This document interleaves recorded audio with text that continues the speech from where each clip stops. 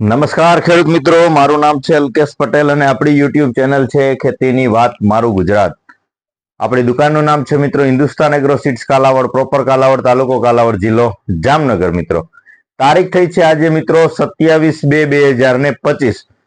તો શિયાળુ સિઝનનો જે છે હવે અંતિમ પડાવ ચાલી રહ્યો છે.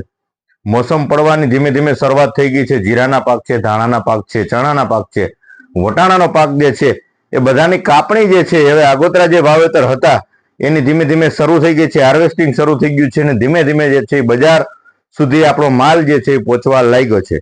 તો ઘણા ખરા અંશે આગોતરા જે વાવેતર હતા એની અંદર ઉત્પાદન સારા જોવા મળી રહ્યા છે. એમાં જીરું હોય, ચણા હોય કે ધાણા હોય, વટાણા હોય, આ બધા પાકના ઉત્પાદનમાં લાંબો ફરક નથી પડ્યો. ઉત્પાદન એકંદરે જોવા જઈએ તો સારા જ મળ્યા છે. એમાં ખાસ જીરાના પાકની વાત કરીએ તો આગોતરા જીરાનું ઉત્પાદન સારામાં સારું જોવા મળી રહ્યું છે.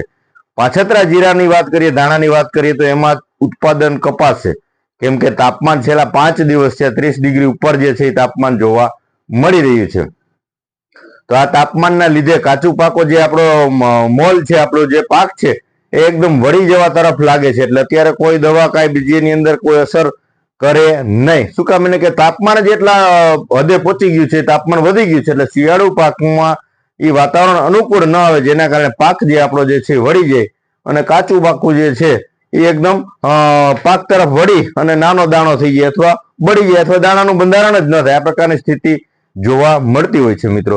તો શિયાળુ પાકનું જે છે જેટલી આપણે આવડત હતી અથવા આપણા અનુભવ પ્રમાણે જે ભલામણો કરી છે તો એમાં ખેડૂત મિત્રોને ખૂબ ખૂબ સારા પરિણામ મળ્યા છે અને ઘણા બધા મિત્રો વિડીયો થકી સારા ઉત્પાદન મેળવી અને ઘણા બધા મિત્રો ખુશ છે કે ના રિઝલ્ટ ખૂબ સારા મળ્યા છે.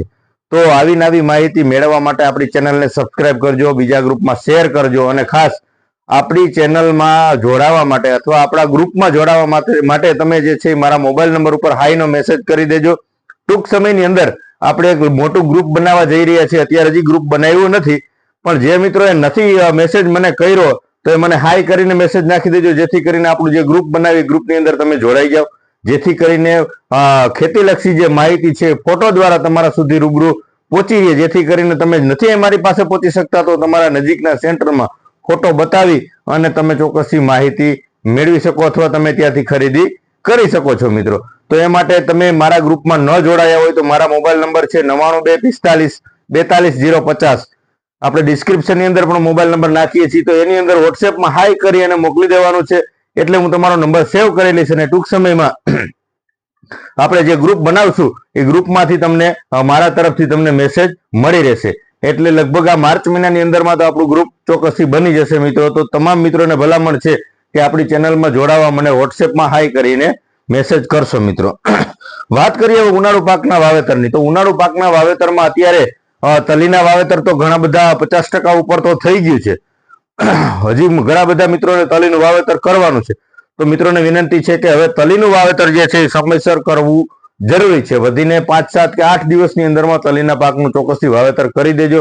પછી જે થાય છે 5 માર્ચ પછીનો સમયગાળો એ તલીના પાક માટે લેટ ગણી શકાય, મોડું ગણી શકાય, બરાબર છે. તો 5 માર્ચ સુધીમાં તમારે ચોક્કસથી તલીના પાકનું વાવેતર કરી દેવાનું છે. એની અંદર આપણે ભલામણ કરી છે કે તમે મંગલમ લઈ લ્યો, ગુજરાત 2, ગુજરાત 3, 6 નંબર છે, આવી રીતે વેસ્ટર્નનું છે અથવા ગોલ્ડ કિંગનું A1 કરીને આવે છે. ઘણી બધી વેરાયટીઓ જે આવે છે માર્કેટમાં. તો તમારા વિસ્તારમાં સારું થતું હોય સારી કંપનીનું, જાણીતી કંપનીનું લઈ અને તલનું વાવેતર કરી દેજો.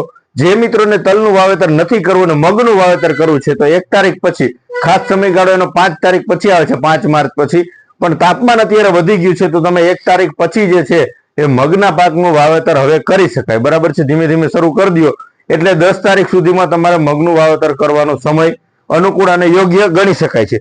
તો એમાં વાવેતર તમારે કરવું છે તો કઈ વેરાયટીનું કરવું, તો ચોક્કસથી ભલામણ તમને કરી દઉં છું આપણે મિત્રો. નિશાન સીડનો આવે છે તુલસી મગ, ખૂબ સારી વેરાયટી થાય છે. આપણે આના 2-3 વર્ષથી અનુભવ લઈએ છીએ. તો આના પરિણામ ઉનાળુ પાકની તરીકે મગમાં તુલસીની જાત જે છે ખૂબ સારા પરિણામ આપે છે. તો તમે ચોક્કસથી તમારા નજીકના સેન્ટરમાંથી આ જે છે એ નિશાન સીડનું તુલસીનું બિયારણ મેળવી અને તમે વાવેતર કરી શકો છો. ત્યારબાદ તમને વાત કરું તો ગોલ્ડ કિંગનું આવે છે ક્રુઝ, 2 કિલોનું પેકિંગ આવશે મિત્રો. વેરાયટી આ ખૂબ સારી છે, આના પરફોર્મન્સ આપણે જોયા છે અને રિઝલ્ટ ખૂબ આના સારા છે. 2 કિલોના પેકિંગમાં આવશે. ક્રુઝ નામ છે આનું, ગોલ્ડ કિંગ કંપનીનું આવશે. આની ખાસિયત એ છે કે આ જે સિંગની લંબાઈ છે અન્ય બીજી વેરાયટી બીજી કોઈ પણ બિયારણ બીજી જાત કરતા જે છે આની જે સિંગની લંબાઈ છે વધુ પડતી લાંબી થતી હોય છે, જેથી કરીને દાણાની સંખ્યામાં વધારો આવે અને ઉત્પાદનમાં ચોક્કસથી વધારો તમે મેળવી શકો છો. એટલે તમે ગોલ્ડ કિંગનું ક્રુઝ જે વેરાયટી જે છે તમારા નજીકના સેન્ટરમાં મળી રહેતી હોય તો ચોક્કસથી આ વેરાયટીનો અનુભવ કરવા માટે થોડુંક વાવેતર કરજો એવી મારી અંગત ભલામણ છે. 2 કિલોનું પેકિંગ આવે છે. વેરાયટી ખૂબ સારી છે, પરફોર્મન્સ આના સારા છે, રિઝલ્ટ આપણે લીધેલા છે. એટલે ખેડૂત મિત્રોને આપણે ભલામણ કરીએ કે ગોલ્ડ કિંગ કંપનીનું જે આવે છે ક્રુઝ, આ વેરાયટીનું તમે ચોક્કસથી વાવેતર કરજો. ત્યાર પછી આવે છે સાયન્ટિફિક એગ્રી સીડ્સ નું આવે છે વિશાલ.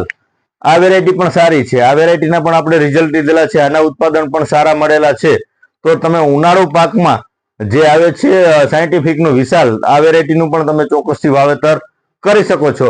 અન્ય તમારા વિસ્તારમાં કઈ સારું થતું હોય અને તમને એના રિઝલ્ટ સારા, ઉત્પાદન સારું મળતું હોય તો તમે ચોક્કસથી તમારા નજીકના સેન્ટરમાંથી મેળવી અને વાવેતર કરી શકો છો. પાયા ખાતરની વાત કરીએ આપણે તો એની અંદર ડીએપી અને ફાડા સલ્ફર તમે આપી શકો છો, અથવા સિંગલ સુપર જે દાણાદાર આવે છે એની સાથે જે મધપૂડો કીટ આવે છે આની અંદર 7 પ્રકારના માઇક્રોન્યુટ્રન અન્ય ખાતર આવી જતા હોય છે.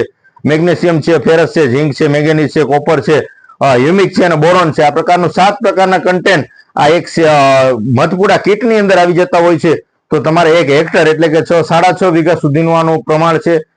25 કિલોની બેગ આવે છે, 1700 રૂપિયા 25 કિલોનો ભાવ છે અને 6.5 વીઘામાં થાય છે.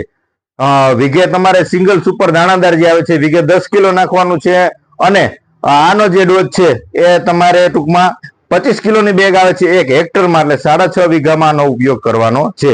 ડીએપી વાવેતર કરવા માંગતો હોય તો વીઘે 15 કિલો ડીએપી અને વીઘે 5 કિલો જે છે એ ફાડા સલ્ફર તમે તો પાયા ખાતરની અંદર વાવેતર કરી શકો છો.